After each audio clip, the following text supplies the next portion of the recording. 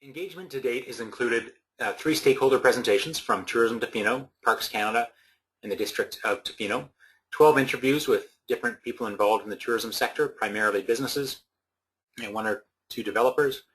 It has included about 200 surveys that were completed by residents of Tofino and folks that work in tourism in Tofino but perhaps live somewhere else in the rim. We had 3 sector-specific presentations to the working group along the way. So we had some folks from the culinary experience sector, from the marine tourism, and also from the kind of the surf business, retail, rental, lesson sector, come and talk a little bit about some of the opportunities in those areas, some of the past trends, where they're at, some of the challenges they're having, and how we could potentially help them through this plan. There's also been a significant amount of background research gone on as well to help inform some of the situation analysis. As you may know, we've also got a tourism working group made up of a number of members of Tofino's tourism sector and industry, as well as a couple NGOs who are involved in tourism in the community. So some of the insights that we've gathered through the engagement are the following, and they're covered in the next few slides. So we found that tourism is a large part of Tofino's economy, directly employing about 600 people that's measured on the Canada Census in 2006. But when you look at the peak visitation and peak jobs, as well as jobs outside of Tofino that depend on people traveling to Tofino and tourism in the area, it gets up to about 1,800 to 2,400 jobs that are connected somehow to Tofino's tourism economy. It generates somewhere between $200 and $300 million based on room revenues of about $34 million a year, and that's not insignificant. Looking at the different resort municipalities, Tofino stands kind of second to Whistler as far as that kind of revenue generation. Essentially, tourism is part of the community, but we've heard from people that it's not an end in itself. Again, tourism is really important for the economy and supporting community life, but community life, and living in Tofino and other aspects of the economy, though they're a bit smaller, are really critical, and there's a real interest to diversify the economy into some different streams.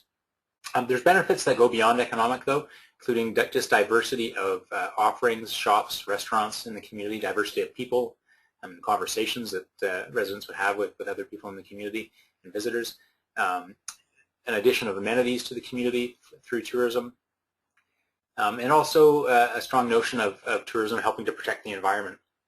Reducing the need for more resource-dependent industry in the area, and that it has a strong role in that sense. Folks are generally supportive of recent tourism development, but definitely more interested in seeing growth outside of the summer season, where it's not quite as busy and where it would help, generate jobs year-round. Some of the problems created, from tourism, they kind of varied with the feeling that the economic benefit again could be greater if it's spread throughout the year. And that really the infrastructure needs improvement to help manage some of the impacts of tourism on the community and the natural environment. Those are some feelings from the survey, and also just feelings that related somewhat to if tourism was going to grow, infrastructure needs some improvement to support that.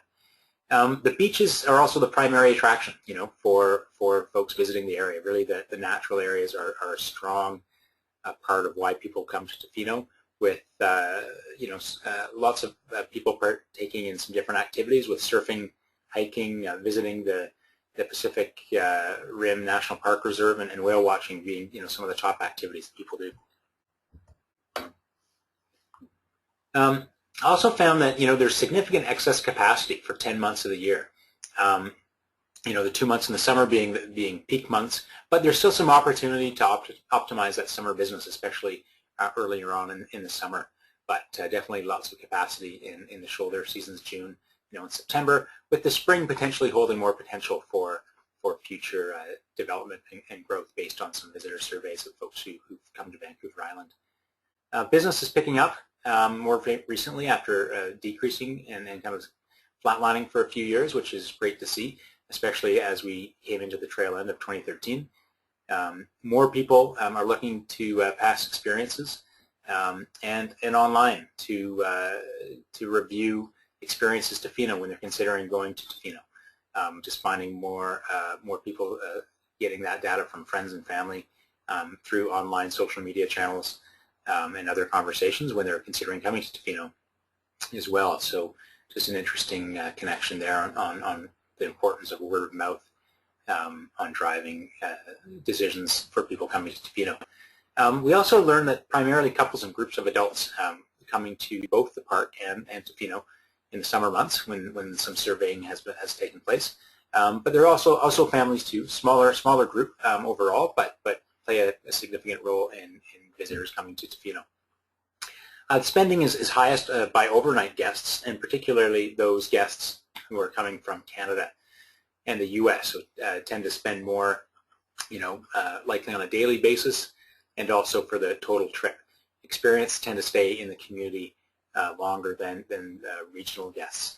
And regional guests, essentially folks from British Columbia, make up a pretty significant amount of people coming to Tofino. It sits at about 60%, with Canada at about 20%, and the rest broken up between the U.S. and overseas visitors.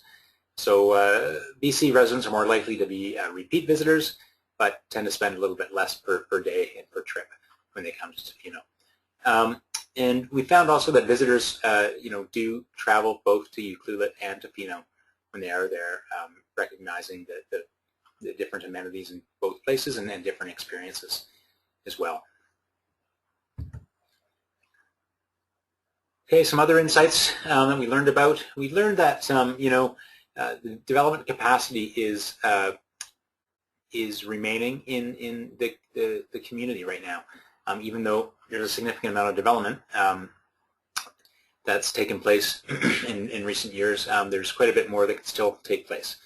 But at the same time, infrastructure is in high demand at peak times. And so this is something that we learned about and is looking to be a bit of a challenge.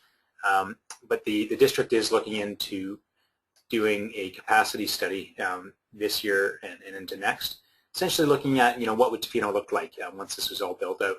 How many people might be here? What's the demand needed for infrastructure, from roads to sewage to water, and getting a sense of what that means and how that might happen. So that will help with some of those decisions around that development capacity and perhaps staging of development. It's really just responsible planning and important to make sure everything is needed is there when development may occur. Transportation within the community is challenging at peak times, we've heard, during the summer months. As is peak season staffing. It's a bit challenging, especially getting the right skills and the right number of people. Partnerships amongst business segments and government groups are quite strong, actually, and they're getting stronger. So that was kind of a good strength there when we had business groups talking to us that talked about how they get together, whether it's the surf businesses, marine tourism operators get together and talk about business and different issues, a couple of times throughout the year. So that was a good strong sign of networking that's required to help make tourism successful. So most of that information was kind of internal trends to Tofino and what's happening in Tofino. We also looked at some external trends that are kind of impacting tourism in general and Tofino as well. And these were kind of just some of the key ones that came out. One is that we're moving toward a lower Canadian dollar after many years of parity with the US dollar. So there may be some opportunities there as far as offering better value to US visitors. Economies around the world, especially North America, are starting to recover. And visitation is too, albeit the recoveries are still quite risky, we've heard, but there is expected growth in both Canada, the U.S., as well as European countries, but primarily the U.S. and Canada driving that growth, but again, still a risky environment. Aging demographics, starting to see definitely older travelers, folks with more time, leisure time, and ability to spend time traveling, and there may be a different experience expectation for this group. So it's just something to keep in mind as we're doing the planning. Emerging economies are starting to create definitely around the Asia Pacific, are expected to have the strongest tourism growth in the coming years. So creates a very competitive environment for Canada. But at the same time, those emerging economies and growing middle class will present opportunities for other destinations around the world as well coming in future years. So something to keep in mind. Increasingly, especially in the regional area, we're finding that populations are more multicultural in some of these key regional markets, and the implication there is that typically multicultural communities or folks who are more recent Canadian residents are less likely to engage in outdoor activities, of which Tofino's got some really strong assets in.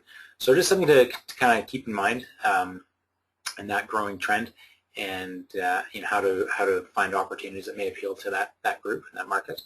We'll also learn that the funding for the Pacific Rim National Park Reserve is tenuous. It's reducing, not guaranteed, and that that's one of the biggest attractions in the area. So just something to keep in mind, and that's their federal funding. So trying to find new ways to generate revenue to create a great experience.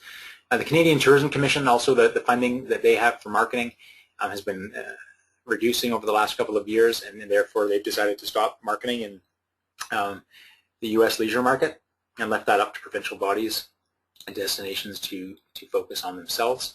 And we've also learned as we come out of this bit of a recession we've had in North America that the labor supply will be increasingly tighter, making it potentially more challenging to attract staff for peak tourism months and throughout the year.